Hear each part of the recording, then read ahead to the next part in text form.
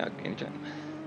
Ladies and gentlemen, boys and girls, welcome to the ESR Super Challenge 5,892.69. Nice. Heck yeah. I am very attractive, and with me, as always, is the man who invented solid molybdenum. Ooh. McCray. I like that. Thank you. Of course, yes, I did invent solid molybdenum. None of this 69. liquid moly shit. Yeah, get that out of here. That's total garbo. It's weak softs.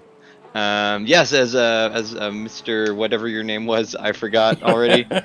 Just said, we are proud to present to you ESR World Challenge Season 6. This is very exciting. It's a blast from the past. I haven't heard the I am very attractive one in a while. It's giving me tingles. Giggity. As you might be able to tell in the description, we are at Kyalami here, and boy, it's rainy. That's the only way to put it. I've never seen the track conditions listed as flooded before, but yet here we are. So yeah, that's gonna be fun.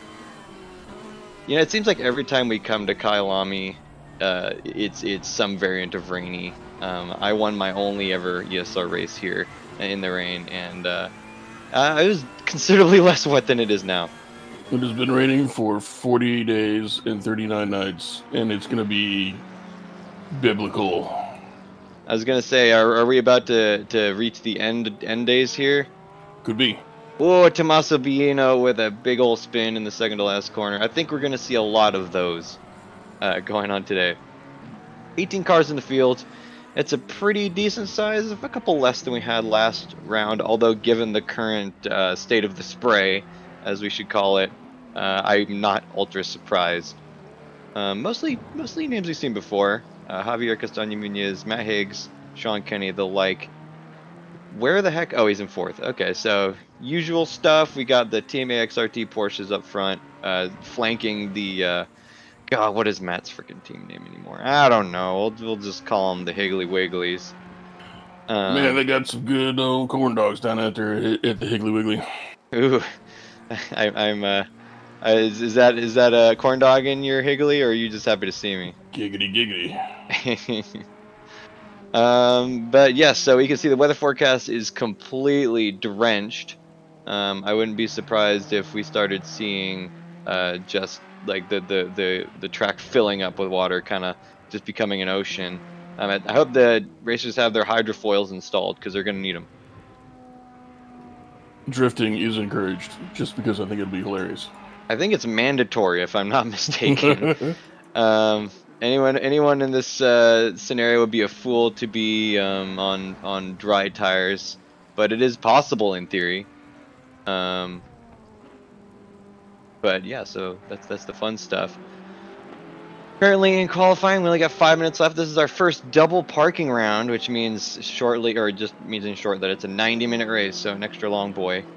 2 pit stops required, no window, so anytime you need to go in, which I think will be valuable for these drivers, considering the propensity for damage. Not only is Kyalami a huge, people like to give him the old bump draft, shall we say, and then also being rainy, or monsoony, I guess, rather.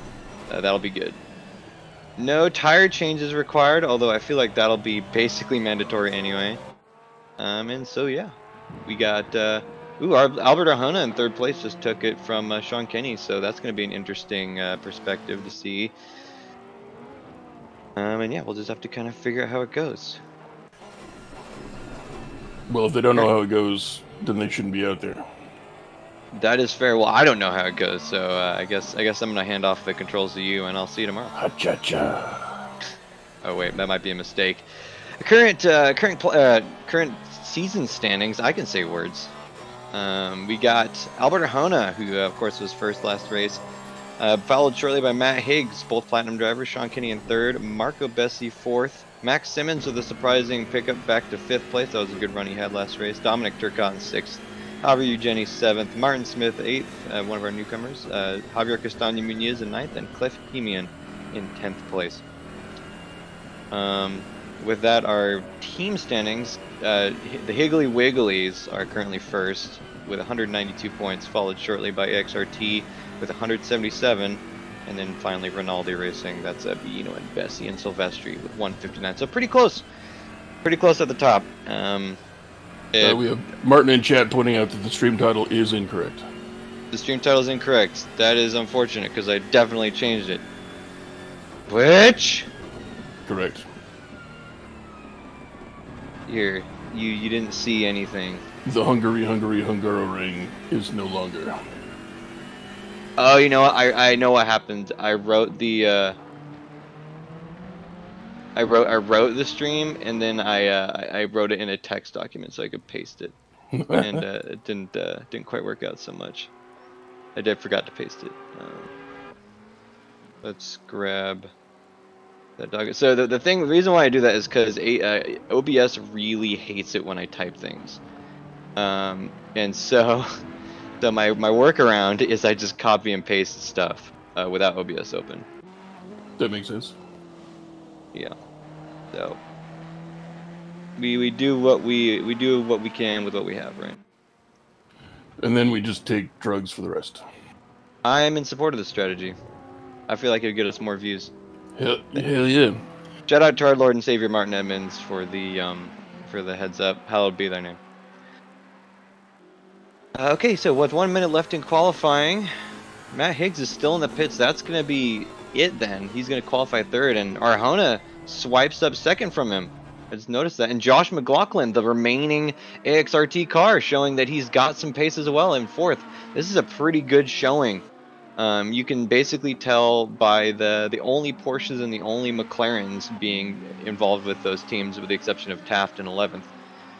Those are our points leaders. So Javier Castaño, Albert Arjona, Josh McLaughlin running Team AXRT. They're currently in second in the team championship. Matt Higgs, Sean Kinney, Brandon Baker in fourth, fifth, and seventh, or third, fifth, and seventh, excuse me, with the Higgly Wigglies, also known as, I believe their actual team name is Optimum Racing, Overclocked Racing. That's right. Oh no, it is Optimum Racing. I was looking at the wrong team. Okay, one of them is gonna be right. And so Defrag Racing. Get fragged. Oh snap! I missed a defragger for Windows. That was fun to watch. Wow, that is a fat reference and a half. I have not even heard that word in a long time. It was a lot of fun. You got to sit down, watch it move blocks around. It was pretty cool. It was like a cutscene for your computer. Basically, I also remember like animated screensavers and stuff. Mm-hmm. That was my life. I remember we had on our Windows 98 computer, we had the aquarium one, and it'd make really dumb, annoying noises, but I loved it. I remember putting password on the screensaver a couple times, but the message that was scrolling across it was a question, and the answer was the password. My mom hated that. Hey, that's actually kind of smart though. Get out of this! Oh, sorry, yeah, I forgot. Okay, so with the qualifying ended, we got the only guy left on the track is Jeremy Reeder, and maybe one day it'll let me. There we go. What does he read? So currently 12th. Jeremy Reeder's a newcomer as of last race, bronze driver, I believe. He's eager to jump into all these series, and that's going to be it. He goes off track and validates his lap, done for the race, or done for qualifying. Jeremy, the bibliophile reader. Does that mean he likes references or likes the Bible? He enjoys books. Bibliophile, it's a book lover. Oh, eh. Or book obsessed. I choose to believe that means that he cites everything in APA. The man who put the discotheque in the bibliothèque, Jeremy Reeder. I would totally go to that bibliothèque. As you can see there in the chat, however, Eugenie, Big Flu, doesn't know if he can make it to the end. So he's our current leader for most consistent driver, I believe. So we'll have to see if that works out. It is a long boy, 90-minute race in the ocean. Giggity. It is pretty giggity. Dun, dun, dun, Everyone's dun, getting dun. wet out there. Sploosh. So Martin, quick overview. Oh, Martin, since we're logged in here and you're in chat, we're just letting you know we're going to change the name of the channel to something entertaining. Oh yeah, we were going to go with ESR _69 nice 420. and you can't do nothing about it because it'll ruin the stream. YOLO. Okay, time to do this. So, Javier Castaño Muñoz and Firth Albert Arjona first. That's a word, Firth. You know, Colin Firth, I guess. I don't know. First place. First place, Albert Arjona in second. Matt Higgs in third. Josh McLaughlin in fourth. Sean Kinney fifth. Marco Bessi in sixth. Actually pulling it pretty good in sixth. That whole Ferrari team is doing relatively well. Tommaso Bino being the exception in 17th. Brandon Baker in 7th, John Marco Silvestri 8th, Butler in 9th, because I still can't freaking get their names straight. Dude, it's a problem. And Max Simmons pulling up nice in 10th. So we can see the big old 2s next to all of their car numbers. They got 2 pit stops they got to do, which is a new thing for this series. Shout out to John Marco Silvestri, currently sitting on 8th. He's got 69 championship points right now. Nice. I appreciate that the 11th place person gets 69 points because 11 is my favorite number, and attributing 69 to that is I support that. It is the nicest of associations.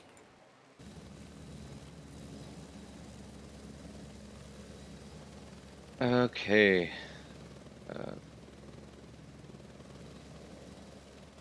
So the forecast has died down just a little bit. We see in the 15 minute. Well, in the 15, so you see in the upper right hand corner there, they got 3 clouds. There's like a little stopwatch above the first one. There's a 5 above the second one, and a 15. That's minute increments.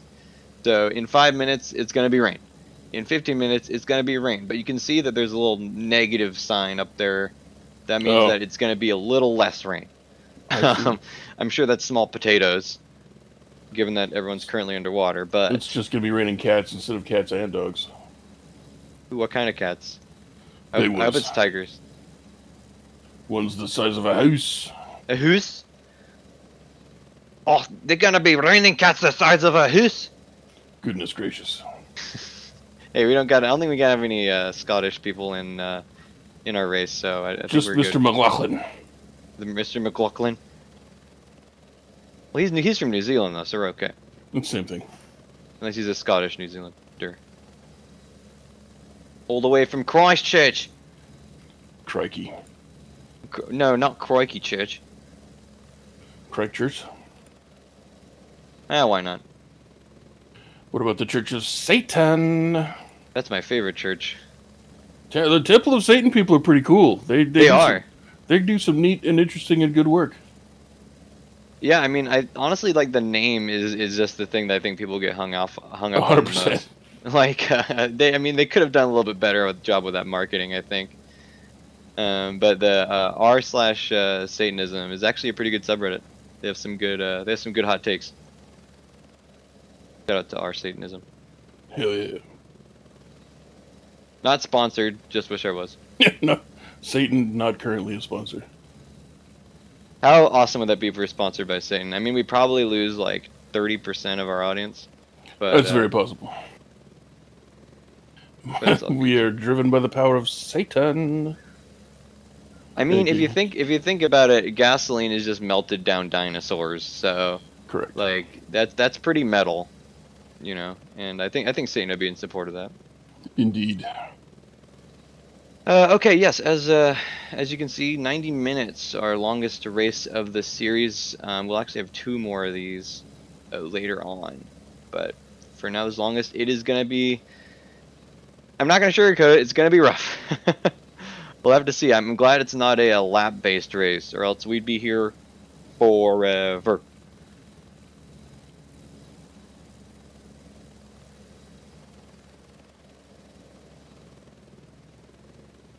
Quick random note: just found that a bunch of the U.S.'s onions were contaminated with salmonella. So my life is ruined for the next few months.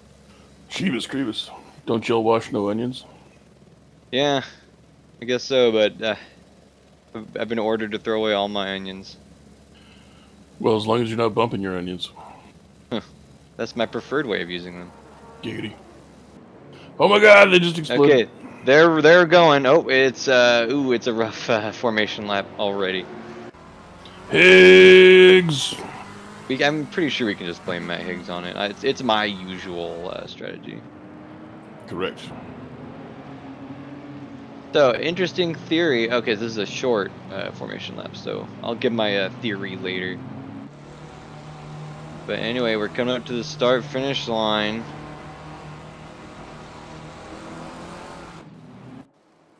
And come on, there we go. Green flags waving for round 2 of the ESR GT Challenge Season 6. Kyalami. I can't even see any cars. There's so much crap in the air. Turn number 1's gonna be awesome. It's gonna be something, all right. I think we should go in the heli cam. Hell yeah. Hell yeah, cam. Oh, What? you guys are being boring. They were fine. Come on. I don't know.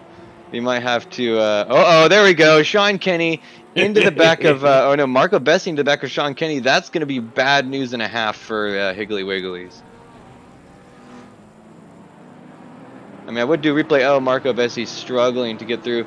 And in the next corner, we just have total more chaos. A McLaren spun around. We got a Bentley. I believe that's Cliff Hemian. Oh, I was Matt Higgs involved. So Matt Higgs and Sean Kenny both dropping prodigiously to the back of the field-ish. Actually, Matt Higgs ended up holding on there. Ooh, you can see the BMW of Javier Eugeni getting really sideways. That is, I mean, yeah, it's scary. Be careful, there will be many frogs on the track due to puddles. Oh yeah, don't run over any of those. That could affect your traction negatively. Yeah, I mean, yeah, frogs are even slippier than water is. We got an Audi off in the background. That would be John Barker.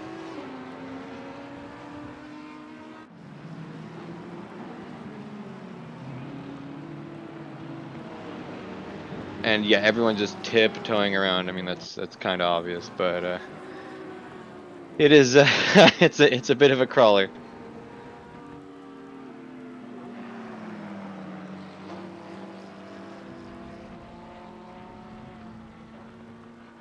The one thing that we've tossed around in kind of the past, and Brandon Baker immediately into the pits. I wonder if he ended up getting picking up wrong tires or something.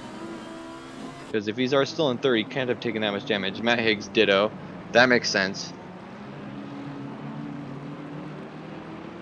We got Alan Carnolosi getting passed by the Lamborghini of, I believe that's Josh oh no, not Josh McLaughlin. Not sure who that is.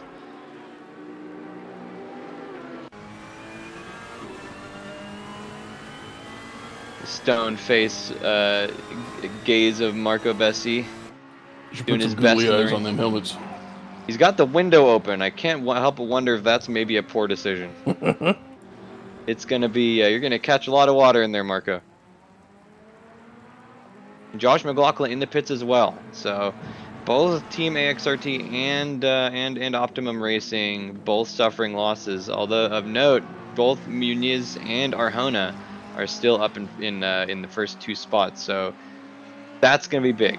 I mean, we still got plenty of time left. But yes.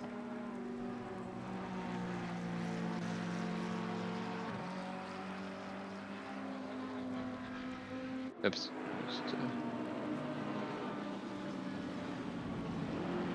So actually, I think one of the big winners of that was Max Simmons. He qualified 10th, but it's all the way up to 4th as a result of that incident at the beginning. Doing well already. Kind of ditto for. Oh, we've got a spun Ferrari. That might be Martin Smith, or it could be Gianmarco Silvestri if fate does not smile kindly upon him. Nope, it is Martin Smith indeed. Oh no, Tommaso Bino with a big spin. That is going to be one of the common areas for spins here, I think. That is a very cruel high-speed corner that there's a giant puddle on the inside usually, and that will be deadly, I believe. Well, what I would recommend is putting some sand down so as to aid in the traction and also to kick in the face of the person in the car behind you. Sean Kenny in the pits again. That is a great idea, Martin. Yeah, you're gonna have to reinforce your window.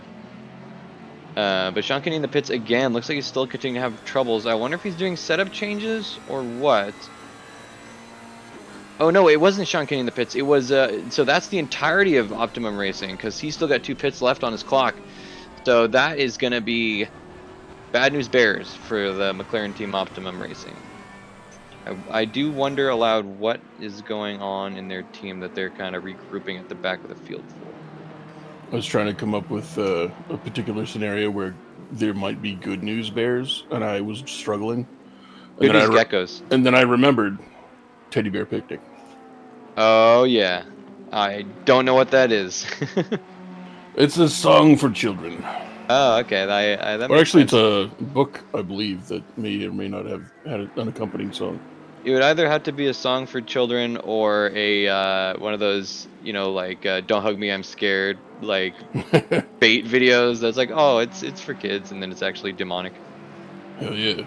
Like the well-known children's book, "Go the Fuck to Sleep." I love that one. What is that? Samuel L. Jackson reading that one. That's a good one. Go the fuck to sleep. To sleep.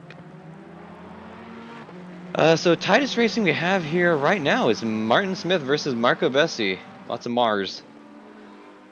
Martin and Marco and molybdenum. No wait, we did that. We're already. Yeah, hey, yeah, I invented that. You can't say that. I got patent. I'm gonna Come on sue down you to straight to hell. solidmolly.com.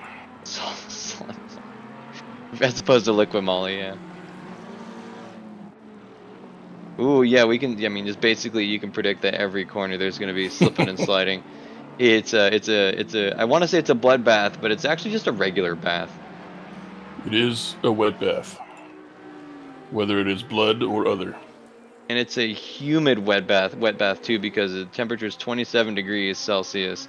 Ditto for the track, so it's Moist. Pretty miserable out there. It's good for your skin. Not so much for your glasses. No, that's very unfortunate. Do you think their masks also come with windshield wipers? I hope so. That'd be well. If they're leaving their windows open, I guess they would have to be, huh? I think so.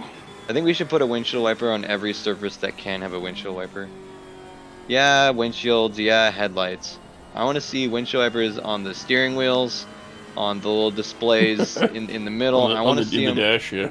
Yeah, exactly. You know, on their seatbelt buckles. And a smoke machine.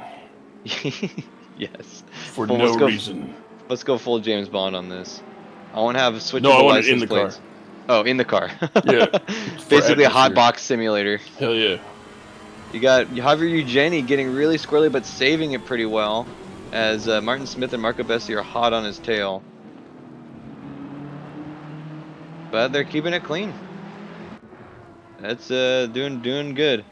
Now the BMW is very stable, so that's not super surprising. It is these Ferraris can be a little squirrely though, so I'm surprised that none of them had it. Ooh, Martin Smith getting really squirrely. Filthy tree rats. Oh wait. Yeah, this is gonna be a battle of attrition, I believe. It's gonna be mainly just about see who can put down laps and not hit Brendan Baker. That was a really interesting CC Baker's on the headlight flashers. So he's clearly not happy. It's gonna be interesting because you no one can predict what each other is doing. Like right now, no one even knows. Everyone's just kind of fighting to survive, and so we're gonna see some interesting passes being made probably, and we'll have to see how they work themselves out because basically doing anything is dangerous right now. That's the best kind of race. I would not disagree. I think the only kind of race that's better is when stadium super trucks are involved. Correct. I have been pushing for the stadium trucks for quite a while, and nobody wants to take me up on it. Y'all are cowards. I am fully in support of the super trucks. I don't know how we would get them involved, but however we figure out how to do it, I'm 100% in support. I've been told that there's some games that they are in, but no one really plays them, or I don't know what the deal is. I'm pretty sure Automobilista, at least one, maybe not two, but at least one has them. And so if we wanted to go full blast from the past mode, we could probably implement that. I remember me and Ayrton Tobin years ago, we did some kind of dumb racing where we'd have stadium super trucks, because they had some tracks that had the giant ridiculous jumps on them. So just like a regular circuit, you could imagine Kyalami prepared for that, like this track. They just put giant ramps in the middle of the straights. So you just do ridiculous jumps. And then you have like some slower race cars, kind of like maybe touring cars or GT4s, just like desperately trying to weave, because the super trucks have 1 billion horsepower, and so they'll pull on any straight, but they'll get slowed down in the corners and then also on the jumps. So it's just absolutely chaotic goodness, and I'm in support. I as well support all of the things that need supporting. I just realized that Eugenie's car says "Whoa" on it. I love that livery. That's my new favorite livery. However, Eugenie, I'm voting for you for the rest of the season. Yes, I know I'm in the friggin' commentary booth. Deal with it. It's okay. You're totally allowed to be partial and biased. What are they going to do, fire you? I resemble that remark. Exactly. Oh, I just noticed there's a little Mark VDS Cougar on the front, right below the headlights. It's kind of fun. I don't know what the deal is. What livery is that? Bouncing Guinean. I don't think they ever ran a livery like that. Hold on, research is necessary. Thunder Cougar Falcon Bird. Operation Hyper Cobra Claw.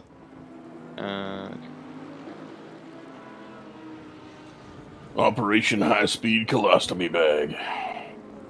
I've never been at such an intersection of want to know and don't at all want to know. Well, I just kind of threw those words together, so I don't think anybody really needs to take it any further than that. That guy went off. Ooh, oh, Marco Bessi. Didn't they trade him to Paris? Why not?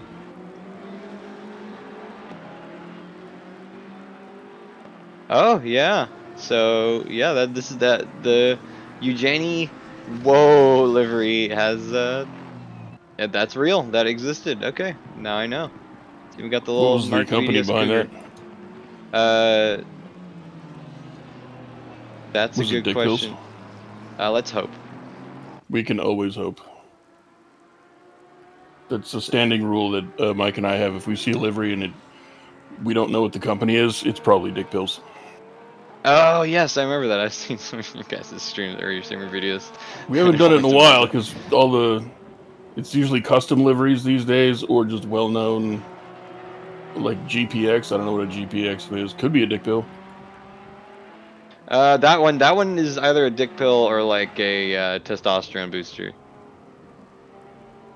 It'll make your penis even penisier. But probably I don't want to see an extra penis. Prehensile.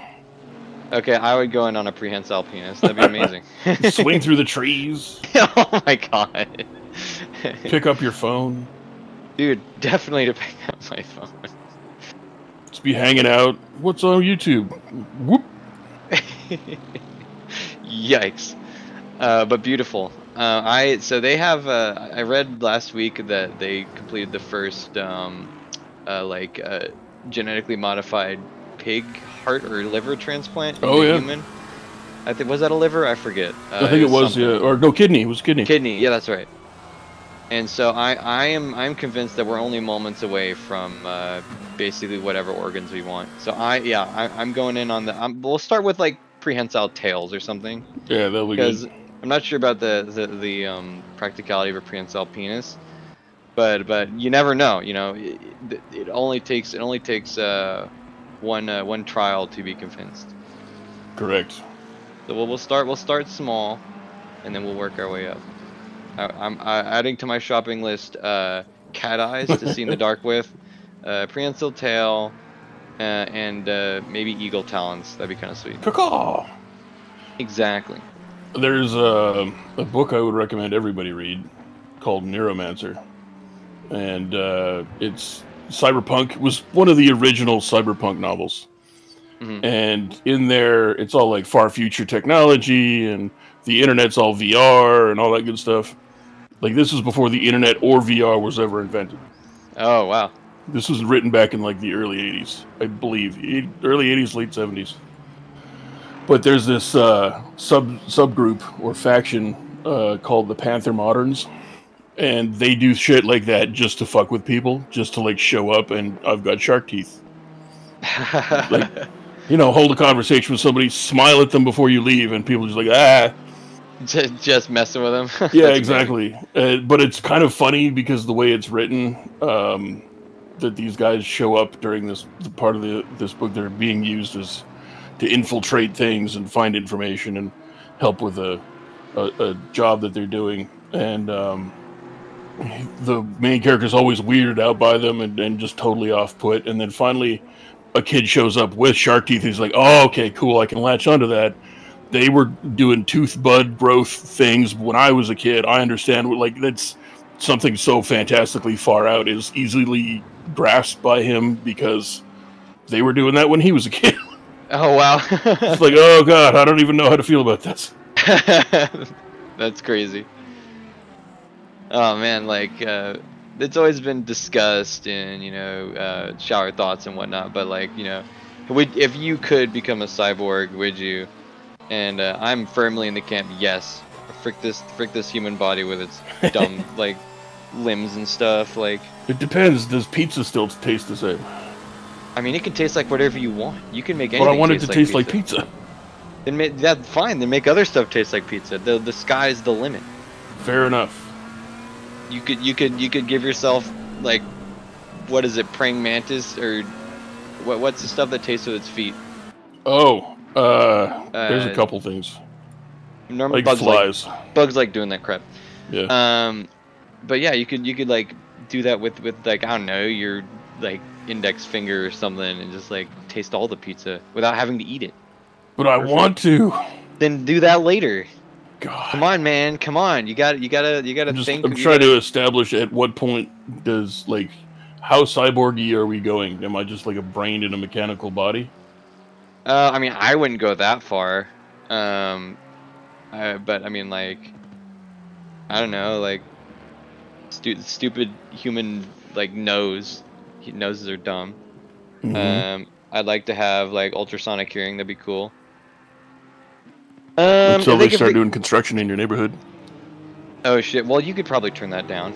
I mean, Probably. like, my phone has volume, so I don't see why not. Already getting some takers on the pits as well. Alan Carnelosi, Tommaso Billino joining the Optimum guys, and Josh. But yeah, I will go out on a limb and say Max Simmons is not going to be one of those people. Probably not. He likes staying out. He likes using up all his tires. You're going to stay out all night. Irresponsible kid.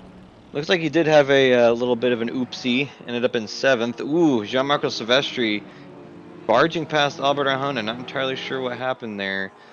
We could do instant replays on some of these, but the way that the game does that, it's unstable at times. And I was gonna put in work to figure out how to stabilize that between last season and this, but then someone suggested that I watch Arrow on Netflix, and that just didn't happen. I think I watched one episode of Arrow and I was like, that's kind of cool, and then just moved on with my life. It's good. I like it. Fair enough. I'm very slow at watching TV series, so I'm like halfway through season 2 right now, and it's pretty good.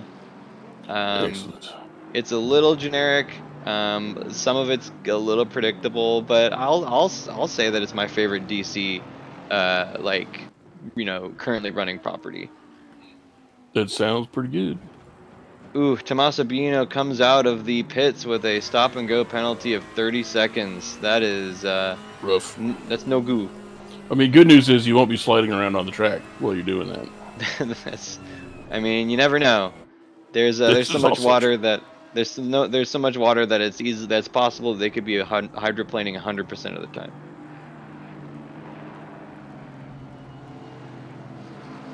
We can only hope. Meanwhile, our closest battle right now is a bit of a three-way noise between Jeremy Reeder, Max Simmons, and Spencer Taft for 5th and 6th and 7th place.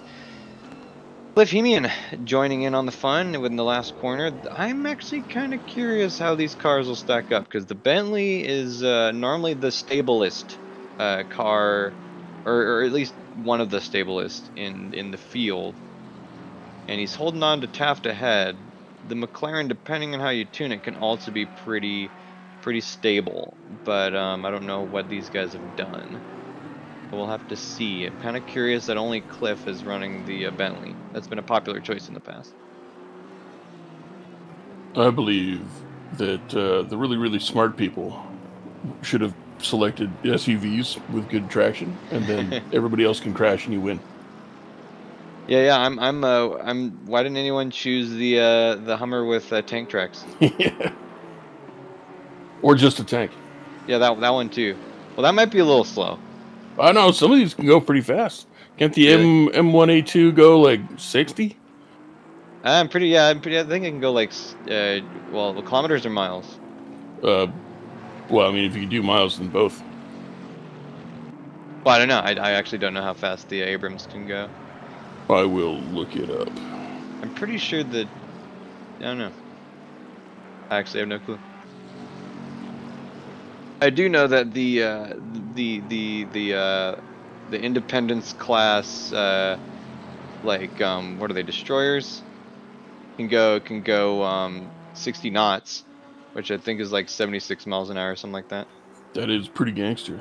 Power to weight ratio on the M1 Abrams is somewhere between 26.9 horsepower per ton down to 23.8 horsepower per ton. Doesn't say a top speed, probably classified. Yeah. But that's pretty fucking good. I mean, yeah. As a former hardcore World of Tanks player, holy shit. Like, light tanks don't have that. The engine is a Honeywell AGT 1500C multi-fuel turbine. Nice. Yeah, they can't those run on basically anything, like even like kerosene and stuff. Yeah, probably. I think it can do either gas, diesel, or other. I do know. Oh, there we go. Maximum speed 45. Well, that's pretty good. 72 kilometers per hour. I used to play World of Tanks a little bit back in the day, and I know that 70 kilometers is a pretty healthy number. That's, pretty much top speed. Oh, that's governed. 45 miles per hour with a governor on it. Imagine they would start melting their treads if they went too much faster than that. That's very possible. Okay. Well, I did a little math, and unfortunately, while that's 26 horsepower per ton or whatever you said, these cars have 600 horsepower and are 1.4 tons, so they're at about 430 horsepower per ton. So. Yeah, but the traction. Also, it's got guns. That's true. Back to the World of Tanks. For quite a few years, Mio and I hosted World of Tanks game nights, and that's where we started doing commentary together. Oh, really? And I invented a method of doing Mario Kart with PZ-1Cs. That's beautiful. It's great. It was the fastest little bitty tank there was, and probably still is at this point. But we had a couple of rules. We'd map out a track, so we'd go to a map and we'd figure out, okay, what's the best way to just kind of drive around and have a repeatable lap type scenario. So, and we'd put together a demo video and like, here's the track, here's how you do it. And it was a 3-lap race, and the second lap, when you begin your second lap, you are allowed to go weapons hot. Oh my gosh. Yeah, but weapons go cold when you complete your second lap. So the first and third laps are weapons cold. Oh, just the second lap is when all hell breaks loose. So you have the first lap to try and like distance yourself or set yourself up for victory. If you're going to be, you might be behind a pack of guys, and then maybe you can nuke them before whatever. That's amazing. And the other rule was there's no stopping. Basically, no stopping, no turning around. Like, you can't go all over the place killing people. You have to race. You have to drive forward the whole time. Yeah. And it was a wild time. We had some. We particularly enjoyed having maps with bridges. Because you could like shield yourself, or no, because people would fuck up and fly off them. Oh, oh, I thought. Okay, that makes sense. Yeah. I was thinking like underneath bridges, but yeah, over the bridge Oh, makes more sense. there was one. Was it Westfield? Not Westfield. Mountain Pass, and it's got a big long bridge on it, and it has an easy way you can just do it as a figure 8. So you got to go under the bridge as well. Oh my. So it's good times. That Figure was the 8s most are always one. fun when weapons are involved. Hell yeah. We did have some people. Basically set up a choke point. Yeah. Some people were up on the bridge driving, and you just use auto aim. So you'd auto aim at people down in the valley. And just That's amazing. And the Panzer 2, you said 2C? Yeah, PZ2 or PZ1C. 1C. That's the one with the just the machine guns, right? The little cannons. Oh my gosh. And there was actually little technical racing things you could do because there was no other rules. You could bring as much gold ammo as you wanted. You could swap there was a turret swap you could do, and one turret was heavier than the other. So more protection. More protection, but it slows you down. Ah, so you could I like that. you could do weight saving and drive, or you could do what we called flight weight or fight weight. Because if you didn't use the big heavy turret, you couldn't bring the really good gun. Oh, okay. So that's definitely flight weight then. Ah. Yeah, so you could strip it all the way down and just go fast as shit. Or you could add more weight and you could beat the shit out of people. Bulk up a little bit. Ah, Yeah. I like that. So there's techniques and strategies you had to employ. But if you if you did fire all the gold rounds in your arsenal, you would be down 100k. Oh. Like it's expensive. Yeah, it makes sense. For some reason, I thought that in like private matches, you didn't have to spend your money on that stuff. But no, you got to pay for repairs, and you got. Oh, I don't think you got to pay for repairs, but you have to pay for the ammo. Well, those low tier tanks aren't very expensive anyway. No, unless of course you fire all the gold ammo. Well, those can use a lot of ammo if I remember correctly. Oh yeah. And I'd always have. At the time, there was no spectator mode, so you had to have somebody on the opposite team. Oh. Just so that if and we had to split people up into different teams so that we could fit everybody into the race. So we'd have to have a race marshal in a high tier tank on the opposite team from me. It would just basically be indestructible. Yeah. Also, because if I black flagged anybody, they got terminated. You just evaporate them. Yeah, I would tell everybody the rules, and all the regulars knew the rules, and we really didn't ever have any problems. But anybody new tended to fuck around their first time out. They found out real quick. It's like, that motherfucker's fucking around. Get him. Right on it. Only takes a couple of 120s up the nose to revise that strategy. Yeah, usually you bring the German light tank with the big ass fucking 90 mil with the HE rounds that would just go and then you're done. That's amazing. It was good times. How would we adapt that to Assetto Corsa, I wonder? Hit the pass. Yeah. Like a little lap, what would be analog? Lap 2. Some revision is required, I think, but But if anybody wants to do some Mario Kart, I still know how to do that shit. Tankio Kart, it sounds like fun. It is fun. And the tank, the PZ1C is like tier 3, so anybody could get one. It's easy. And they actually took it off the regular tech tree, but it's still in a collector's area. So all you have to do is get like achieve any German tier 3, and you can just go into the collector's area and buy it for credits. Oh, nice. Okay, so that is a pretty accessible path too. Cool. Yeah. So it's it was a good amount of fun. And some people got salty. Some people got angry because they thought they were being targeted deliberately. And I'm like, well, I mean, yeah, you are. Yeah. But you sort of put yourself in that position. Yeah, well, I mean, at some point, you know, like it's all in fun, right? You know, this is not this. You know, we're not even playing real World of Tanks here. This is a stupid thing that we made up. You know, so. Yeah, it was a Friday night. Drinking is encouraged. Well, exactly. Like, for example, you know, we have Wreckfest Fridays here in ESR. If you're interested at all, anyone watching, join us on Fridays, 8 p.m. Pacific. It's a great time. Any case, we've had many people join and then leave the Wreckfest because they're like, oh, you know, I hate being wrecked and stuff. It's like, well, the name of the game is Wreckfest. You know, what do you expect?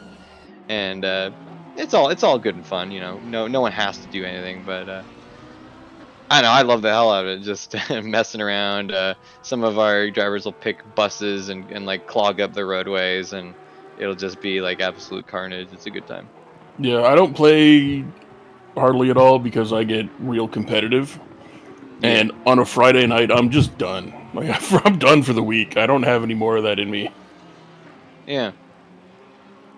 No, it checks out. Like I said, you know, it's no pressure. It's just I mean, for like some of those people who have done Wreckfest and then stopped, every so often they'll have like BeamNG. You know, kind of just fuck about days where we'll just like pop into an empty server and set up our own race with dumb conditions and like, and then there's a bus with rockets on it and a giant plow on the front. So that's always a cause for a good time. Rocket bus. It is a time and a half. I'll say that much. Quick notes on the race we got going on. Tommaso Green looks to have retired. He got 3 stop-and-go penalties in a row, if I'm not mistaken, and I would probably be pretty frustrated by that as well. Max Simmons has clawed his way to 5th place from 7th, so getting back up there. We've had a pretty good battle between Spencer Taft and Javier Eugeni for the last few laps, but Eugeni kind of ran wide a couple of laps ago. Now he's doing battle with Cliff Hemian. Yeah, XRT's holding on to the top spots with Optimum Racing, trying to claw their way back up, but finding some difficulty. So they've all used one of their 2 pit stops. We'll have to see where they pick the next. We're coming up close-ish on our halfway point, so 45 minutes will be our halfway. And I noticed that the weather is continuing to lighten slightly. We're still rainy, but less and less rainy over the next 15 minutes or so. So hopefully we'll see how the drivers adjust to that. It could be a strategy to try and time your first or second pit stop to make use of lessening rain and get on some better tires.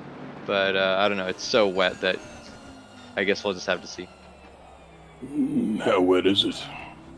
It is positively moist, Byron. It's damp. Very nice. Very nice. I like. So Javier Eugeni going in for his first pit stop now. I wonder. So last race at Hungaroring it looked like it was going to rain the whole time. Actually, our co-commentator Justin Swan, who was great by the way, predicted that there would be rain. But our organizer, Neil Sutherland, said 9. But I don't know if the same thing was said about today. I noticed Neil did jump into the Twitch chat and said, sorry, the rain is letting up. I wonder if he had something to do with that or if that's just an observation. Both. I think that is an admission of guilt and he should be thrown directly in race prison. Well, I'm all for that. Any other takers, Matt? I know you're perhaps busy, but, if the folks on the track get angry enough, there may be a race riot.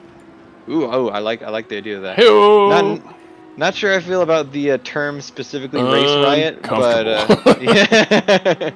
Well, we'll just move on and uncomfortable and technically correct. Yeah, you're not wrong. You just add a line.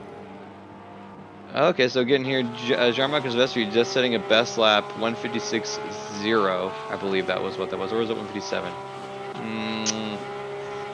Not sure about that. We'll have to just drop that, I suppose. But in any case, he set his best lap just now. Just going into the pits as well. Matt Higgs, that we're watching now, still fighting with Marco Bessi. We're starting to see the first round of pit takers make their way through the line. It'll be really interesting to see where these guys put their pit stops, considering, I mean, ideally you would want to have it, you know, weather notwithstanding, you'd want to have it be just, you know, one at the first third and one at the second third. Correct. But but with this weather being so Dumbo, it'll be interesting to see how people plan it. The AXRT Porsches really like coordinating their pit stops in funky ways that mess with their opponents, which is usually Matt Higgs. But we'll have to see. Like I said, we've never seen something this rainy. Speaking of which, I found an amazing GIF and posted it in the general chat on the Discord. Anybody out there want to join the Discord, do it. Link is down below. ESR-race.org, join us. Correct. Oh wow, that rainstorm, yeah. Yeah. Holy crap, that is terrifying. I wanted to get into so for those who can't go on the Discord right now, it's a GIF of a bunch of adventure motorcycle riders, so kind of off-road riders, probably in South America or something like that, and they're parked on the side of this hill, and it's just an absolute river of mud and gunk. Kind of throws me back to my motocross days a little bit, back when I was a little thing. Thankfully, we never had that much water. Although I've been thinking about getting into adventure riding a little bit. Just thinking about it because I've kind of caught the moto bug again. This makes me a little nervous. That's a lot of water. That is a considerable amount. When your fucking trail turns into a river, it's not a good sign. Yeah, I mean, right now, so in Portland where I live, we got about the same weather, or we had the same weather. I look out the window and it's actually sunny, but for a while we had the same weather as at our race right here, and I had no doubt that the roads were going to be looking about like that river of mud, except for maybe minus the mud. Correct. And all this water going around. I need to make myself a pit stop. I will be right back. All right, absolutely. Have a good time. But yes, so we got battles going on right now. We got Martin Smith versus Jeremy Reeder up for 5th. Javier Eugeni versus Brandon Baker, who we are watching now for 11th. Shout out to 11. That's about it. Everyone else is separated by a gap of more than 2 seconds. So, yeah, that's about it. Josh McLaughlin has gotten himself a couple of spaces. He passed Carnelossi a while ago, and Barker just ended up falling for a while.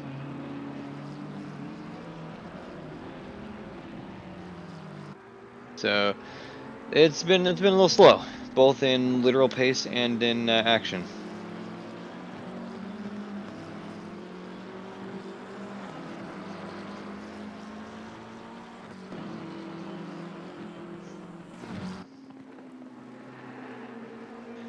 Maximin's still hanging on to 4th. Of note, basically the only ones not to have pitted yet are our top 6. So Javier Castaño, Muñoz through Martin Smith.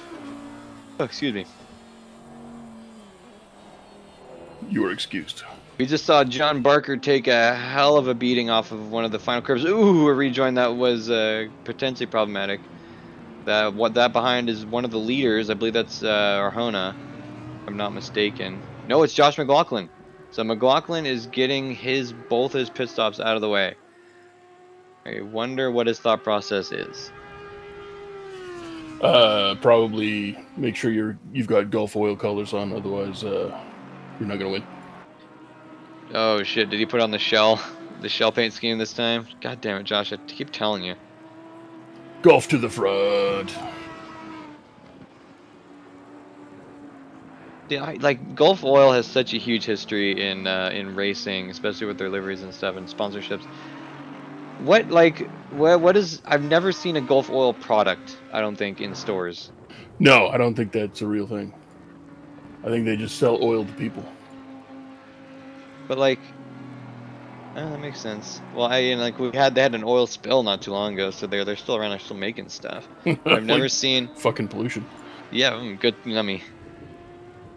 But I've never I don't know. I'd buy like I don't know, if they got like 5W30 or something in store. I'd buy some of that.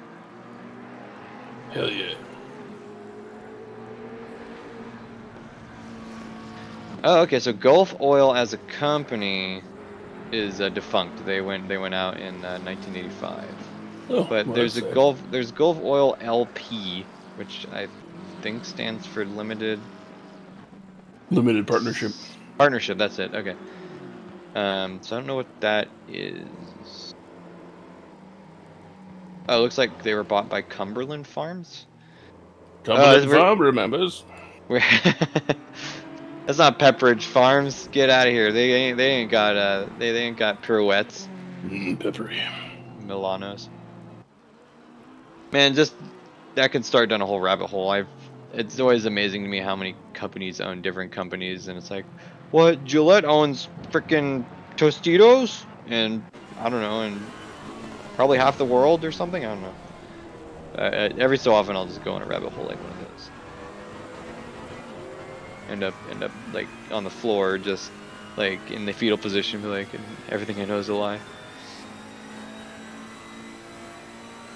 Not everything. Just most things. Corn dogs are still delicious. I don't know, man. You should know. That's fair. One thing I've discovered more recently is, well, not more recently, it was like months ago, but is making your own corn dogs. Ooh, I haven't gone that far yet. Well, I mean, it's not hard at all. There are recipes all over the place, mainly just cornmeal and you know, some oil, and you basically just, you know, fry it. And depending on, like, if you use different spices and stuff, it can be really, really good.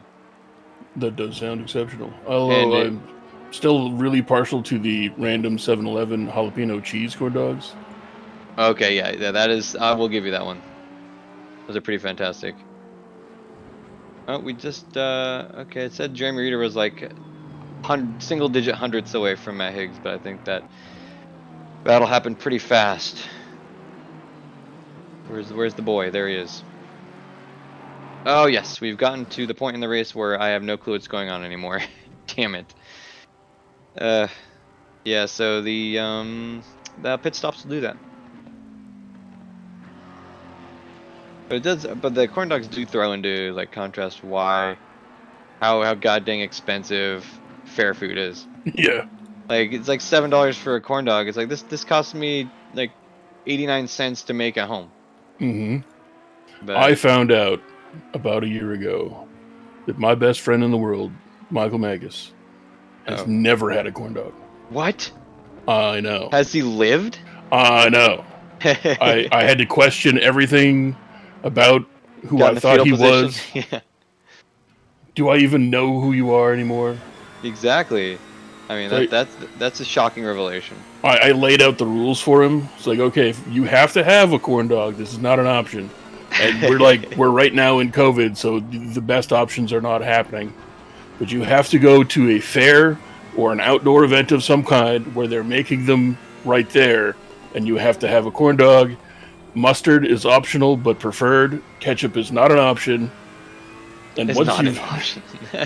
Once you have had a successful outdoor event, corn dog, fresh, then you can graduate to like you can go to like gas stations corn dogs, which aren't as good, but they're still lower pretty your good. standards. Yeah, and then after that, then you can buy them in the store, which are still not as good. It's another step down, but still, corn dog's corn dog. So excluding the 7-Eleven cheddar jalapeno corn dogs, like just bog standard gas station corn dog, do you think that's better or worse than, you know, for store-bought frozen ones? The store-bought frozen ones to me are the lowest rung. They can be done if you thaw them. Make sure they're thawed, dear Lord. Absolutely. And then deep fry them yourself. They're pretty good, but they're not as good as, for some reason, just a personal thing, I don't know what it is, but when they've been under the lights, the heat lights at the gas station for like a little bit too long, and you take them home and you put mustard on them, those are like the second best ones. But fair dogs, that's where it's at. I will not fresh out the fryer, baby. Yeah, I went to a baseball game not too long ago and had me an event corn dog. It wasn't you know, just like a stand. It wasn't even like a company or anything. But man, there's something about an event corn dog that is just yeah, you betcha. Just you know, pacha.gif. Hell yeah. Now that everybody's hungry. So, but no, we can continue to be hungry because would you rather have? So why no ketchup on corn dog? I mean, it's just not a done thing. It's mustard. It's true. It'd be like I'm trying to come up with an equivalent. It's like pronouncing a certain format as GIF. It's just not done. Oh yeah, that's so true. I like that analogy. That's a good analogy. I have a friend who deliberately mispronounces it because he thinks it bugs me, and it just makes him look sad. That's all. And then I just post pictures of Jif peanut butter. It's okay. You can be wrong, dude. That's fine. Or like I don't know, like people who like drown their meatloaf in ketchup. See, yeah, that just means you haven't made very good meatloaf. Exactly. But I'm cool with the ketchup glaze on the top. Then you bake that on. That's cool. Or oh, yeah, if absolutely. you want to make your own kind of whatever it is, that's totally fine. But to then put more ketchup on there means you either haven't served it with something that's good, or you've made bad meatloaf. Well, specifically, like just like drowning it, just going ham afterwards. It's yeah, like, no, that's not okay. No, it's not okay. Ketchup and French fries, that's a good combo. Ketchup and French fries. Ketchup fries is good. I don't know. I don't. There's not a lot of scenarios in which I find ketchup is. I mean, there's a lot in which it's okay. It's like, okay, yeah, this is fine, but it's just never too much goddamn sugar. Yeah, exactly. It's just too sweet. And like I've tried, artisan ketchups and stuff like gone to the farmer's market and get their local organic whatever blah blah, and it's usually better, but it's always still too sweet. Yeah. We a bunch of my work friends and we all threw money in the pot, and we went to Costco and bought a brisket because I can cook those things. Heck yeah. And so we're planning this all out. I'll cook at my place, we'll all go to your place, and then everybody can congregate, and we'll do a thing, whatever. And somebody can make this, and somebody can bring like a salad or something. Homie's going to make cornbread and coleslaw or whatever, yeah. Yeah. And so my boy Andrew, whose place we're going to go to for all this stuff, he's like, what kind of sauce are we going to put on it? And I said, pardon? Dude, like barbecue sauce, like what kind of... You done fucked up. You done fucked up. No, sir. This is not a done thing. And so he is now no longer living, I imagine? No, he just didn't understand. And so I made the brisket, and we congregated for the boys' dinner in, and sliced it up, and everybody's ranting and raving, which, made me feel pretty good. And so he, like, it's a couple of bites in, and Andrew's like, no, okay, yeah, I understand now. I'm sorry. I apologize. You kowtow. Yeah. Yeah. It's an easy mistake to make. People who have never experienced that kind of quality can get a little disillusioned with the sauces. I mean, if you have to, you have to, but it's one of those only if you have to. My dad did that to me. Well, Costco meats are just generally good enough, I find. Even if you do bare minimum preparation to just sing. Obviously the more prep you do, the better. But even on their own. I mean, brisket's brisket. Doesn't matter what cow you get it from. Exactly. There's this one butcher shop in town that we went to a couple of times for brisket, and they like, we get only AAA grade, blah blah. I'm like, bro, it's a brisket. It's the worst piece of meat in the world until you overcook it for like 16 hours. Exactly. I don't care if it came from Mahatma Gandhi's personal fucking cow. It's not going to be any better than like some random cow you found out in a field somewhere. Okay, no, we see Javier Castaño Muñiz into the pits, first AXRT member. We're gonna have to see we're gonna have to keep eyes on how Arjona makes out with this sentence got spicy all of a sudden, but how he gets on with his pit strategy, because those guys like being tricky. They like giving them the old razzle dazzle. We're watching Matt Higgs right now, who's the top competitor for them, and we'll have to see kind of how it works. Now they're going for their first pit stop. Mr. Higgs has already had his first, and so so Arjona skips the first pit cycle. and we're just gonna have to keep an eye on that. I feel the same way as you about alcohols generally. Like Oh yeah. if you know if you're gonna you know most drinks I make are mixed, right? So I don't you know I'm not big into shots and stuff. I mean sometimes I guess, but way more often than not. Ooh, Matt Higgs hot into the back of Gianmarco Silvestri. Ooh, getting a white flag. He's getting really aggressive. That is a Matt Higgs tradition right there. He's gonna be and Silvestri gives it back. Oh man, that was brutal. Warranted, deserved. I would. It looked clean to me, boss. That was a fat oh my wamo shinderu right there. You're already dead. Okay, so I mean he didn't lose too much time, but he's probably a little shaken. I just imagine Mr. Higgs fuming right now. Looked like he kinda, I don't know, we'll have to see about the stewarding. Now Matt Higgs is the steward in charge of giving out penalties. So that may end up coming back to bite him a little bit. Do you let it go because it was clearly your fault to begin with, or? Exactly. All right, push limit on that one. I kind of gotta just let it. We'll have to mobilize in favor of Gianmarco if Matt Higgs gives him too forceful a penalty, because it's public. You can't hide. You can't silence us, Correct. man. As that man's lawyer, I would like to state for the record that we will be seeking damages and or compensatory corn dogs. Can I get all my legal expenditures paid out in corn dogs? Hell yeah. I feel like the world would be a better place if we just did that. Indeedly do. But with that, basically our only battle dissolves. Silvestri might take on Max Simmons ahead, but he's still got a ways to go up. Okay, so now James Butler in the pits. Well, he wasn't really fighting for anything in particular. We'll have to see where he comes out. But yeah, as I was kind of just saying briefly, I just get the cheapest, like whatever brand vodka and tequila and stuff, because yeah, I'm mainly making mixed drinks out of rum. Well, regular rum, yeah, but spiced rum I will get a little bit better, just because I do like that in the in rum and cokes. You need the Kraken. Kraken, is that a brand? It is Kraken. It's like black rum. Oh wow. It's very good. I would recommend. With the alcohols, I generally don't mix them unless I'm making, and even when I do mix them, I deliberately only mix them the way I want.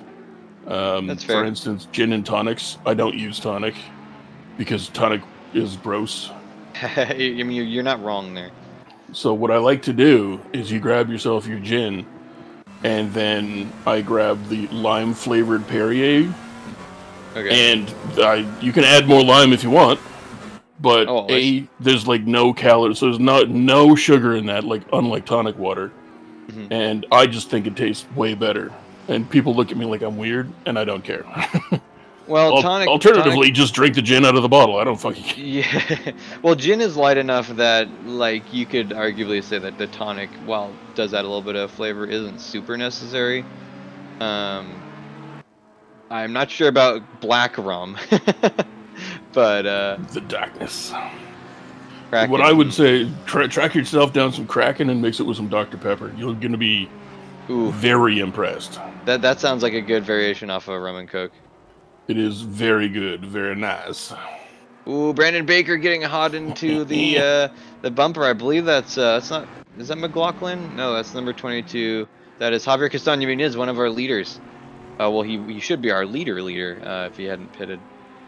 So we'll have to see. I'm not sure. I don't think the series is doing bonus points for laps led. So whatever strategy Arjona and Munoz are doing have to be purely shenanigans and shenanigans alone. Which I applaud. Oh, always. Yeah, there's everyone should applaud shenanigans. Oh, Max Simmons wasn't. I'm assuming that the 1, 2, and green are the pits. Yes. So right. That's how many they have left that they need to do. So Max Simmons did go pit before a few other people. That is very weird. He's done that a couple of times. I don't know. I think maybe it's getting to his nerves a little bit. Last couple races he's pitted like in the middle of the race. He was a little bit later on this one, so I mean he hasn't lost his edge entirely, but It does happen unexpectedly. We were seeing the twin Ferraris of Gianmarco Silvestri and Marco Bessi pulling up really strong, holding 6th place, 7th place, and gaining on Max Simmons pretty heavily. We'll have to see where they end up. The Ferraris of Team Rinaldi, I believe, is what they are. I think they're 3rd in the championship by not a huge margin, so they could stand to become a player with this turnout. The other Ferrari, Martin Smith, is not involved. He's a solo driver, so you can kind of ignore that one for now. In fact, I will. Oh, of note, I just noticed we have someone down. Oh yeah, no, wait, never mind. He retired a long time ago. Tommaso Bino. He just actually officially quit right now. So. Quitter. Ba-dum-ba-dum. But actually, kind of related to that Kraken and Dr. Pepper thing. I will try that, by the way. I don't imagine they sell that at Costco. I do not believe so. No. Okay, that's all good. At Got a least pretty good liquor store nearby. Here in Canada, they don't sell liquor at the Costco's, which I find to be... Or actually, I think they do in Alberta, but not here in BC. Oh, just a regional thing? Yeah, I think we got weird laws. That's fair. Well, it's a similar thing here, like in my state of Washington, they do sell liquor in grocery stores. But in Oregon, right across the river, they don't do that. It's specific liquor stores only. Huh. So... Yeah, I imagine it's kind of a similar deal. But anyway, I got a couple of good liquor stores nearby I could swing by and check out. Ooh, okay, so a little bit of teammate inter-team battling going on, Silvestri versus Bessi. We'll have to hope that they don't cause any oopsies amongst each other. But I actually just found a couple weeks ago this. I'm normally not a huge fan of Dr. Pepper. Like, I think it's okay. It's pretty take it or leave it for me. However, I did find this Dr. Pepper and cream soda that is absolutely, positively fucking delicious. And I wonder how that would maybe pair with a black rum, mayhaps. Interesting. It might clash a little bit. I haven't had black rum in a long time, but probably would accent nicely with something like that. I don't know. Release the Kraken. Release the Kraken. I actually, still on the beverage tip, I've been searching for a good hard root beer forever. Oh, yeah, good luck with that. Yeah, I found it. Really? It. Okay. It's Do tell. Made by, what's it called? Crazy Uncle. Crazy Uncle? Crazy Uncle. Like a ripoff of Not Your Father's? Kinda, yeah. So Crazy Uncle, they make also a hard cream soda, and both are delicious. Ooh. They are delicious. They taste. See, they got the carbonation right. They got the syrup amount right, and there's alcohol in it, and it just tastes like really good root beer and really good cream soda. I imagine they're not diet, right? No. Excellent. Oh yeah. By the way, Kraken's like 45% alcohol, I believe. Okay, that's pretty hefty. Yeah. But that's more value for money, I guess. Correct. I think. Well, maybe I think they got a couple of different labels or different versions. So one might be a little bit more than the other. We should start a new channel and call it Byron Drunk Tips. I do have a bunch of beer tasting videos on my YouTube channel with my friend Chris. Oh, nice. We used to do them all the time. I have to check that out. Stop going interior shots, director. Come on. You know we don't like those. Oh, Kraken is out of Trinidad and Tobago. Oh, really? That's on the Ivory Coast? Incorrect. That is down in the Caribbean. It's okay. just about all the way down to South America. Oh, okay. That was gonna be my next guess. I swear. As for the race, we got Max Simmons getting hot under the collar with Marco Bessi and Gianmarco Silvestri getting right up in there. Simmons has had a pretty stable race. Uh-oh, Javier Castaño looks like he got involved with... Was that his teammate? Or is that... that looks like Arjona behind. Not sure what happened there. I want to go for a replay, but the number of times that hasn't worked out is too big. I don't want to risk it. We'll just have to get their feedback later. You can find any details on these races, esr-race.org. We got Discord and all the good stuff. You can keep up with all these race drivers.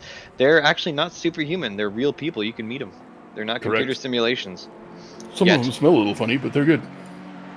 Many of them smell funny, but that's okay. We don't discount them for that. Correct. Marco Bessi going in for his second and final pit stop. Hopefully, fingers crossed. Probably engage a little commentator's curse there, but hey, rip. Oh, YOLO, right? Down the rabbit hole of following companies. The Kraken Spiced Rum owned by Proximo Spirits. That sounds familiar. Where have I heard that before? They also own Jose Cuervo, 1800 Tequila, 3 Olives Vodka, Hangar 1 Vodka, Kraken Black Spice Rum, Old Bushmills Distillery. Really? Stray Hands Colorado Whiskey, Old Camp Whiskey, Virginia Black Whiskey, some other ones that don't even have pages, Boodles British Gin, and the... So it's a conglomerate. Yeah, they own a bunch of things. Huh. Well, more you know. We signed some marketing thing with the Lakers and the Knicks, and Kiefer Sutherland and Ray Liotta, and Rick Rouse, Clive Owen, Lil Kim, and Perry Farrell. Perry Farrell, really? Interesting. Anybody who doesn't know who Perry Farrell is, he is the lead singer of Jane's Addiction and Porno for Pyros, and probably 4 or 5 other bands. Didn't he also create Lollapalooza? Correct. Okay. Now that's kind of interesting. I mean, once you get to a certain size of company like that, you can basically attribute anything to them, and it'll just kind of make sense. Huh. But I'm actually more amazed that I've never heard of Kraken until now. Well, get out there and find you some. I enjoy. It's on my to-do list. A lot of the alcohols I enjoy just drinking straight, and that's one of them. Well, I gotta say, your suggestion for Crazy Uncle cream soda and root beer has kind of leapfrogged that priority on my list, because that sounds freaking delicious. They are delicious. The problem is that it's like, how many root beers do you want to drink in a row? That's the only problem I've run into. Is just like, yeah, they're great, but after 2, I'm just entirely done. Yeah, I mean, that might actually be a good thing for like, you know, a lot of reasons. Just because, you know, then limit yourself not only on calories but also on alcohol. Yeah, but yeah, if you can find the Crazy Uncle hard root beer and hard cream soda, they are fan-friggin-tastic. It sounds delicious. Like, I always have beer in the house, and I enjoy beer, but for me it's more of a refreshing thing or like a social thing. I don't really enjoy it on its own, just kind of like randomly. You know, with a couple of kind of exceptions, but I could imagine myself drinking hard root beer or cream soda at any time. Oh yeah, it is good times had by all. Jamie Reeder now in the pits, and if the tool will let me, we can stop looking at him. There we go. Matt Higgs hot in the battle with Max Simmons. It looks like Martin Smith and Gianmarco Silvestri both have leapfrogged Simmons when we were talking about soda. The Sweetie Pops. Higgs is continuing to climb back up the running order. We've got a half hour, just a little under half hour left. We're gonna have to see how that affects his pace. Max Simmons keen to stay off of Higgs, but not giving him too much extra room. One thing I'm most curious about is how will this last pit stop come in. Arjona has yet to serve any of his. Ditto with Martin Smith. Max Simmons actually going in for his last pit stop now. I wonder if he got a little bit frazzled by that bout with Higgs. So we'll have to see how that comes in. Arjona is running really late on his pit stops. There's no window, so you can do it at any time. But you know, at some point he's gonna have to serve 2 pit stops in like 5 minutes, and that's gonna be. Well, I mean, he's clearly 32 laps ahead. It says right there, so he doesn't really have a lot to worry about. Yeah, that's a good point. Yeah, I'm pretty sure you're right there. But yeah, past about 6th place, everyone's got all their stops done. And while Mr. Sutherland, our race director organizer. Oh, Matt Higgs flashing the headlights at Gianmarco Silvestri. You can see him getting a little bit flustered. Pull a brakey, it'll be hilarious. Yeah, get the power slide going. Ooh, Silvestri gets frazzled by himself and runs straight off into the wall. He disappeared on Matt's rearview mirror, but I'm not sure if that means that he's actually Gonzo or if he just left the render distance there. The one thing we've seen from Matt sometimes is as the clock ticks down and he's not finding himself at the top yet, he kind of gets a little bit desperate and starts maybe making some mistakes, especially with this much rain. We'll have to see. It'll be fine-ish. Last race he was battling with, I believe, Arjona, and he made a couple of pretty bad mistakes and roasted his tires, and that was basically the end of the race for him with about 15 minutes to go. So we'll have to see if he can hold on and kind of calm himself. Of note, our consistency master, Javier Eugeni, who has a flu and didn't know if he's going to make it into the end of the race, is coming up there, and he's still in 6th, so good job to him. I mean, he's kind of our stealth leader. He just shows up at the end somewhere, and he's like, oh wow, Javier Eugeni's in 6th, you know. And it's like, where did he come from? He just kind of appeared there. So for you IndyCar fans out there, very similar to Scott Dixon. Scott Dixon kind of just is where he is, and then he appears in 1st at the end. It's like, where'd that guy come from? We got Silvestri and Eugeni both serving their final pit stops. 24 minutes to go. Dun, dun, dun, dun, dun, dun, dun. I am actually kind of curious. What 17th? What kind of points are awarded for 17th? 90,000 points. Oh shit! I'm learning. Wow, that's a lot of points. I'm learning so much. I would like that to be a thing at some point. Just like an unreasonable points are affected by monetary inflation markets, and therefore every season's different, and it might be different from race to race. Oh my gosh. So you like 17th might give you 2 points, and the next time might be 7. You never know. Yeah, that'd be very interesting. It might change during the race. Oh god. Yeah, you got to check the. So it'll give you reason to have the stock ticker on your in-car display there. Like, what are these positions even worth, man? Well, apparently here last race, Spencer Taft, who was 17th, got 51 points. So that's a pretty healthy amount, considering that first place only gets 102. Having 17th get half of that, that's not inconsiderable.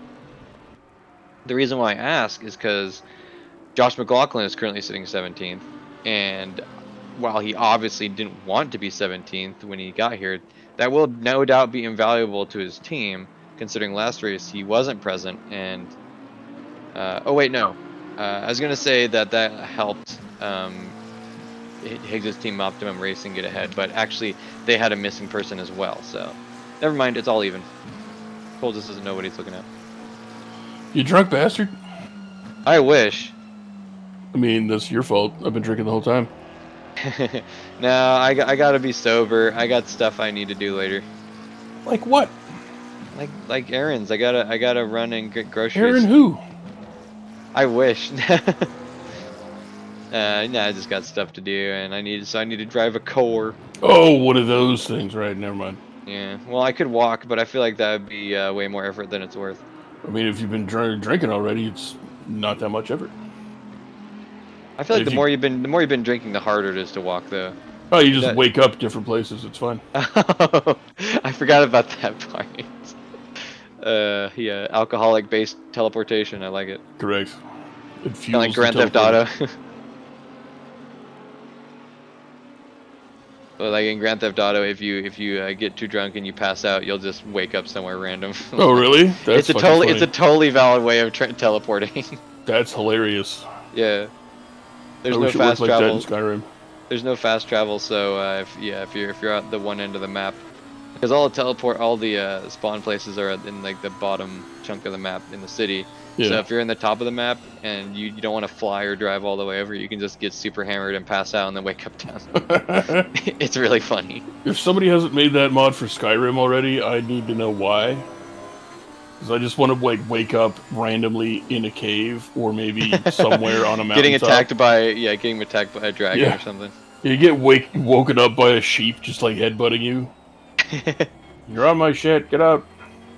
I've had that happen before, not that exact thing, but like I came back to a save, like from a million years ago, and the first thing I saw was a bear like running at me, charging me, and I was like, oh, I forgot about this. Run away! Run away! Exactly. Oh, we can see Matt Higgs set his best lap, so he is on fire right now. He's only got 7 more pit stops. Yeah, so yeah, exactly. He does have 1 more. Will that I'll put him definitely behind Simmons and perhaps even Bessie. So he might be sitting 7th when he ends up. Well, although Martin Smith in 3rd and Albert Arjona in 1st, do have to do 2 pit stops. So yeah, I don't know how that's gonna work. It's gonna be complicated. That will more does than he likely. know he's gonna do pit stops? Well, who, Matt? Either like Arjona or Smith.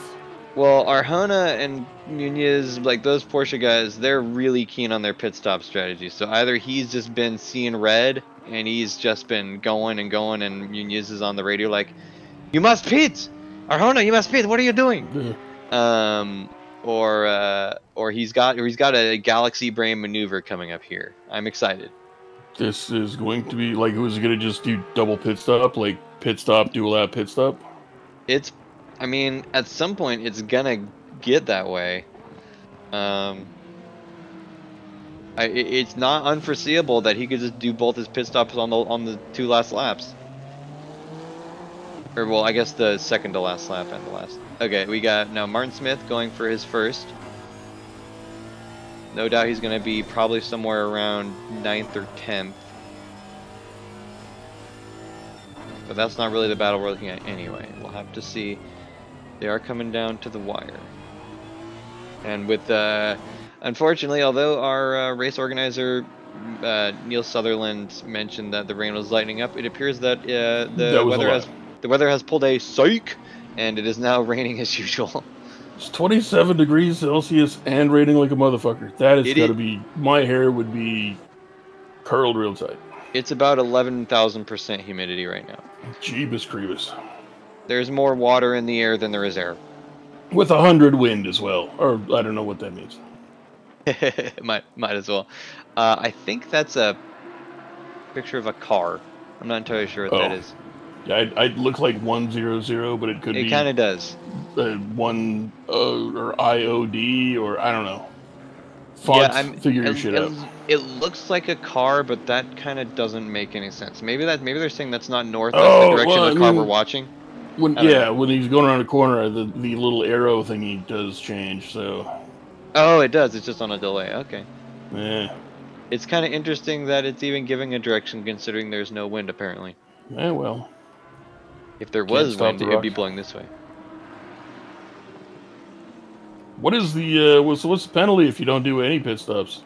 It depends on if they're. I don't know if they've actually set custom penalties for this. I'll have to have a look actually, because normally for each pit stop you miss, it's 120 seconds. So just short of 2/3 a lap here. You can also set it to be anything you want basically, so you can have it set it to be disqualification, or a bunch of other things. I'll have to see. I didn't look into that. Can it be public flogging? Yeah, why not? Huzzah! Okay. Let's see what the computer should look at you.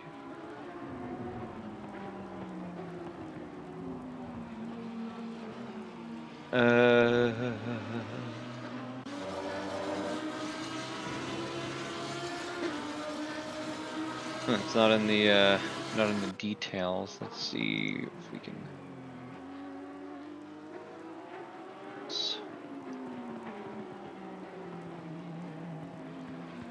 The penalty for not making a pit stop will be exile.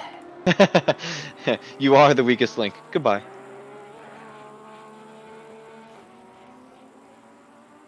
Special. No, I'm not seeing anything in the posting. So I guess, I mean, we'll either have to see or we won't.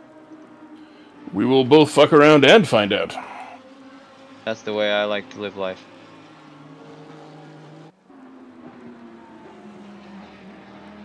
Okay, so Javier Castaño-Muñoz pulled in for his final pit stop. His teammate. You know, I almost want. So there, I don't think there's any points penalty for not doing a pit stop. That would surprise me. I mean, it's possible, but that would surprise me.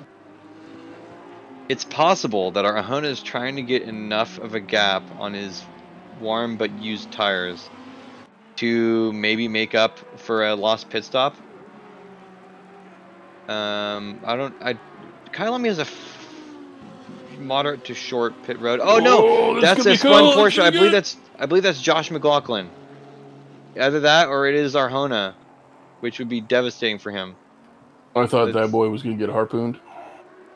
I'm trying to check here. Why isn't it letting me? Come on, you can do it, game. There we go. Nope, maybe not. There we go. Yep, that was Josh McLaughlin. So McLaughlin dives to the pits again. Basically didn't lose out on anything.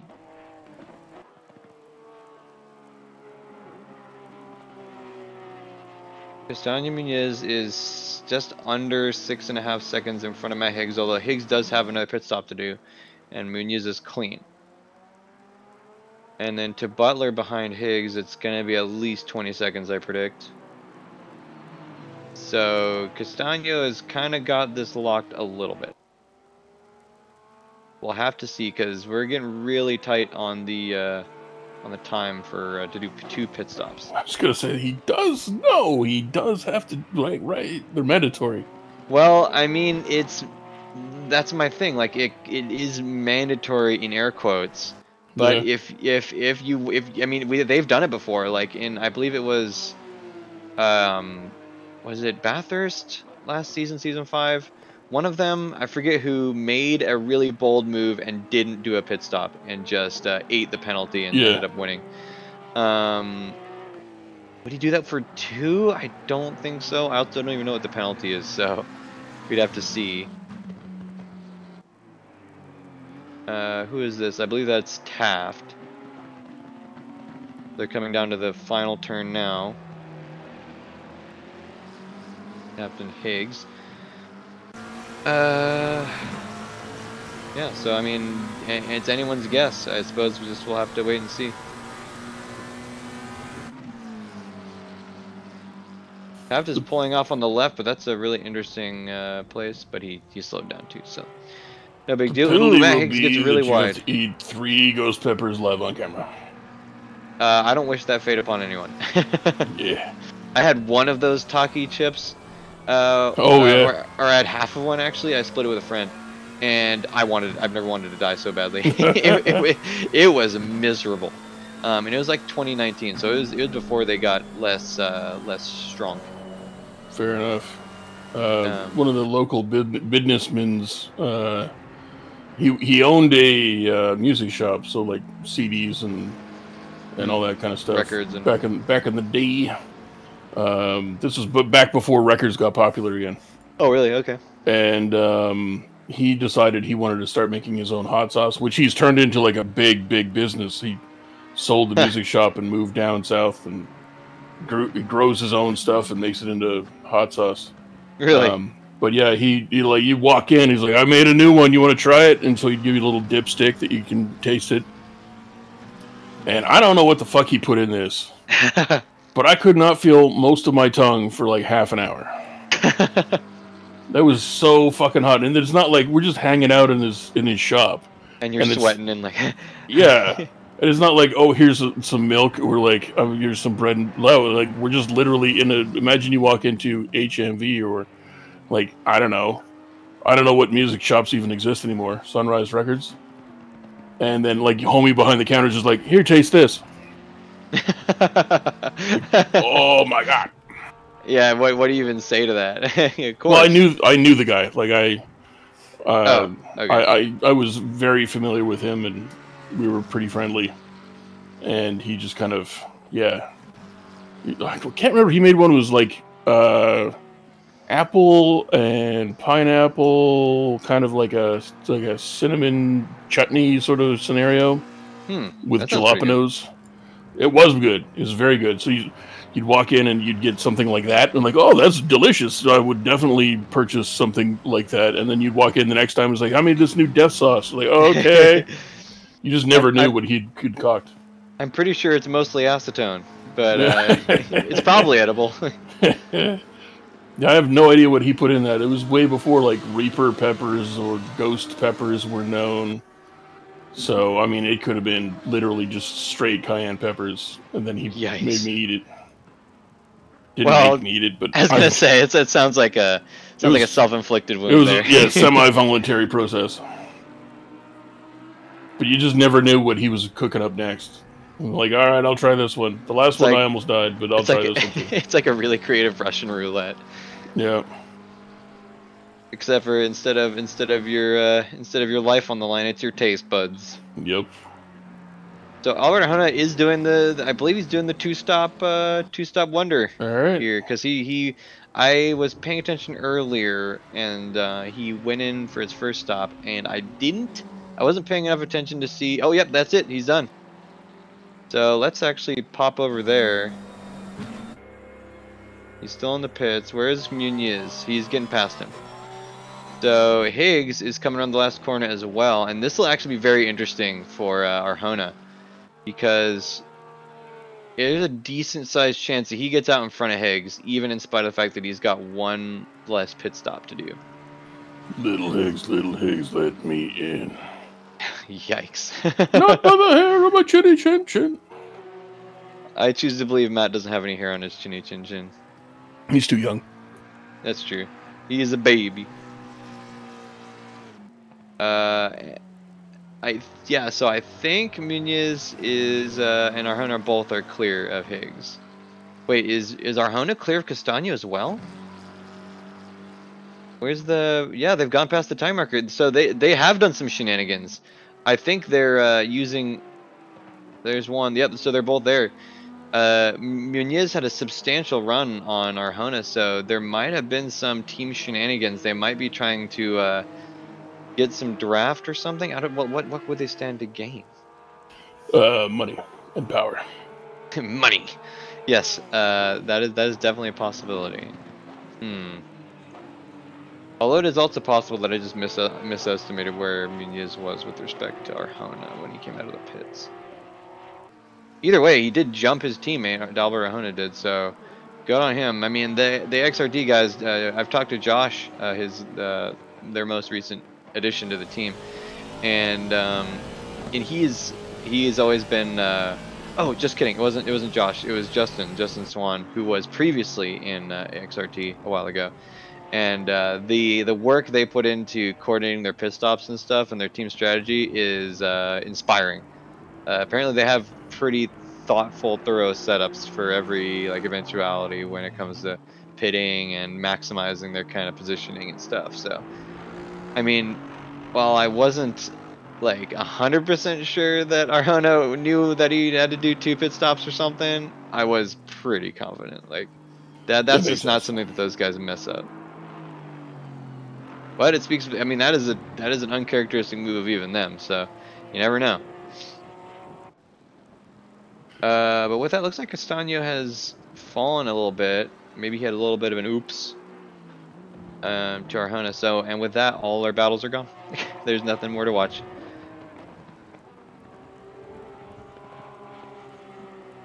We only got 6.5 minutes left. So that's about, well, after this lap is over, 3 laps.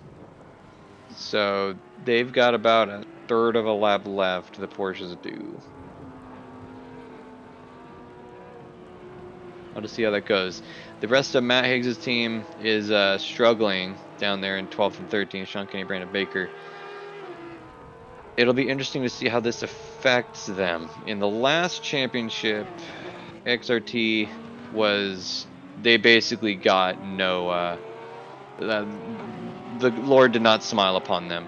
They got a bunch of bad luck runs one after another. Martin Smith setting best lap 155.2. That's pretty fast, even for anyone. I think the best overall lap is like 155.15 or something like that. I think Matt's team could have really benefited from him not running them all off the road like a maniac. Yeah, that's very true. I forgot about that. I think it could also benefit for some tactical surface missiles too. Just one here, one there. So Matt Higgs is in the pits. His final pit stop.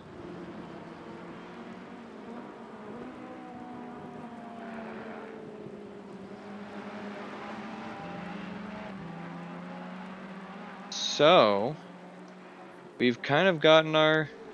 We've kind of stabilized it. Initially, we had some accidentes, but for now, it's looking pretty schmoodle. Ooh, never mind. As I say that, our Honda goes wide and maybe gets involved with John Barker a little bit. Put him in the wall. That Audi looks like it has been put in the wall several times. It is not. It is not happy looking. Ooh, oh, he's really struggling to keep it under control. I would like to see what his steering wheel setup looks like. Is he? Oh no, it's actually straight. Okay, I don't know.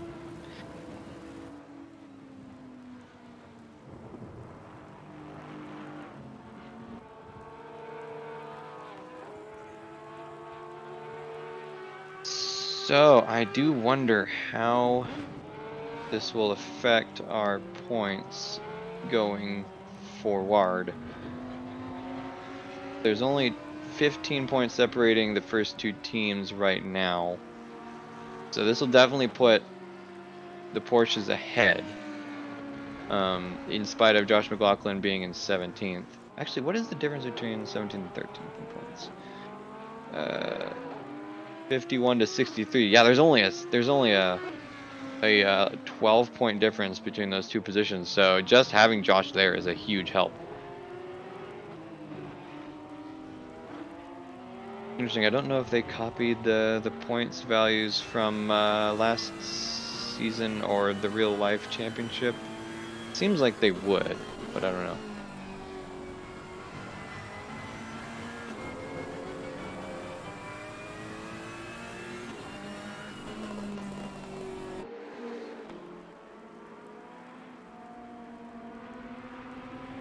Alrighty. So we got 3 minutes left. That's depending on where P1 is. That's just a shade over 2 laps. One day I'll be able to change the camera. There we go. Oh, now it's our Honda's turn to struggle. He's fallen back 4 seconds from Munoz in spite of being ahead the last lap. So he must have had a little bit of an off. Matt Higgs is yet to cross the timing line for Sector 1. Come on, you got this. You can do it. Ooh, it's taken a hot minute. We might see Munoz pass the next timing line before Higgs passes the previous one. I wonder if he had a... Oh, no, okay, so 30 seconds behind. And this next lap will be their last lap. Short of an absolute blazing, amazing race from... Or last lap from Munoz. So, how's Butler behind doing? I don't know. Basically nothing. What'd that behind do?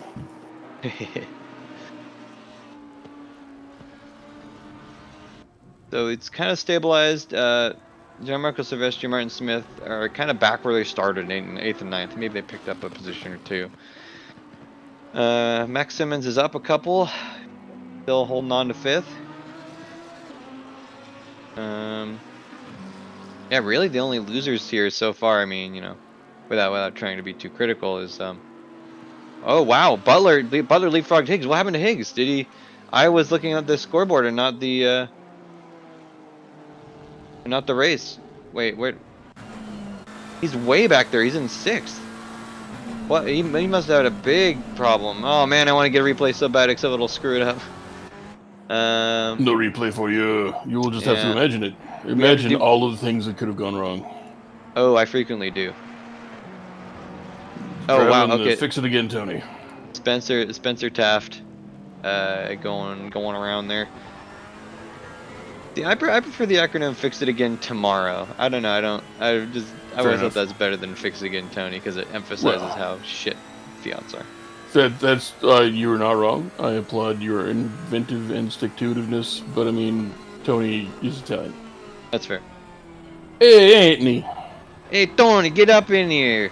We got Hey, another one. Faccini. Hey, come on. You Wow, shut up your face. that's more gangster, huh?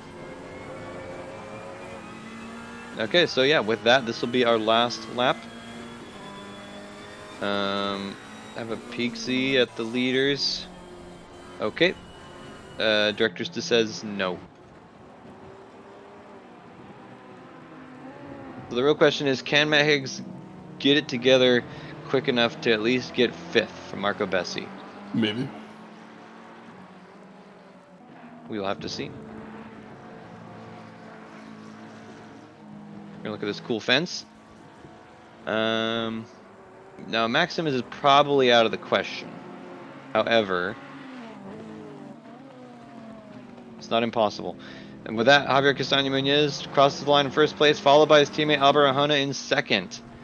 So a very good run for the two gentlemen of AXRT, or 2 of the 3, I should say. This will probably be our next bout to finish. Although maybe Butler will be next. Not entirely sure. Oh yeah, it looks like whatever happened to Matt, he is not recovering from it at all. He's actually losing a little bit of time.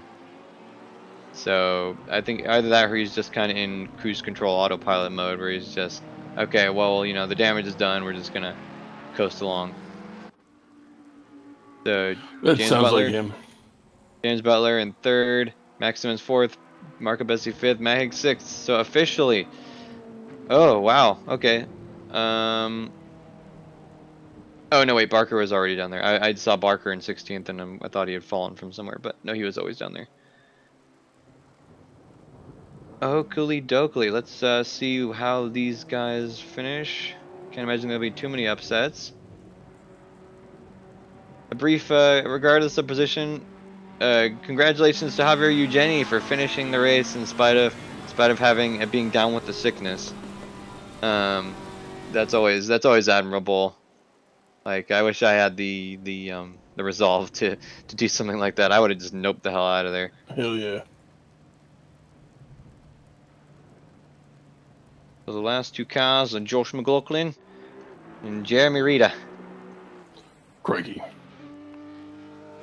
There's the lad himself.